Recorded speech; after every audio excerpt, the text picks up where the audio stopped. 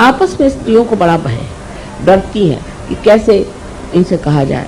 अगर घर में कोई चीज़ आप तो छिपा के रख देंगी कि ये देख ले तो इनको इनकी नज़र में, आपस में डर शुरू हो जाता है। और ये जो है इस डर से इतनी ज़्यादा स्त्रियाँ जिसको कहना विपदग्रस्त है, हर समय परेशान रहती है।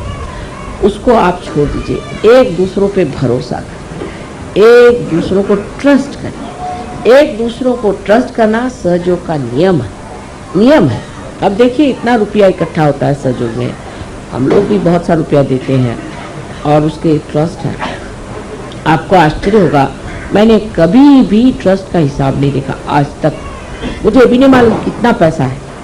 बहरहाल हमारे भाई साहब आजकल चार्टर्ड अकाउंटेंट है, मैं उनसे कहती तुम देख लो तुमको क्या करना। वो मुझे आके कहता कि अरे क्या कर रहे हो, इतने कंजूस लोग हैं, एक भी पैसा नहीं खर्चा करते और तुम्हारे सहयोगी इतने कंजूस क्यों हैं, इनके ऊपर में इनकम टैक्स आ जाएगा। मैंने कहा इनकम टैक्स को भी हम सहयोग में लाएंगे।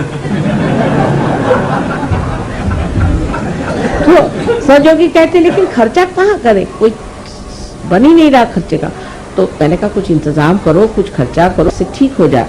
लेकिन आपसे कह रही हूँ कि भरोसा, लोग मुझे कहते थे कि देखिए माँ आपको देखना चाहिए हिसाब। मैंने कहा मैंने हिसाब किताब आता ही नहीं, मैं क्या देखूंगी, जो होना होने दो। लेकिन कभी एक पैसा इधर से उधर नहीं, कोई गड़बड़ नहीं होती इस हिंदुस्तान में।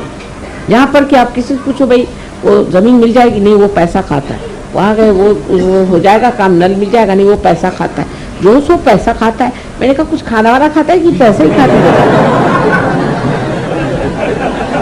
सभी लोग पैसा खाते रहते हैं।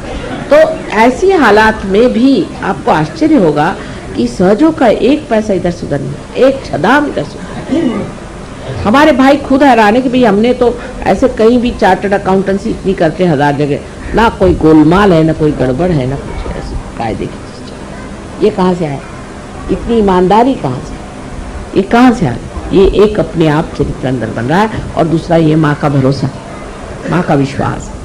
इसी तरह आप एक दूसरे पर विश्वास करें, एक दूसरे की गलतियां को मत देखिए, उसको बढ़ा चढ़ा के मत बताइए, दूसरों की आप अच्छाई बताइए। ये सोचिए सुबह से शाम तक कि उस औरत में या इस हमारे मित्र में कौन सी अच्छाई है, कौन से अच्छे गुण है। इसका मतलब नहीं आप अपने को दोष दीजिए।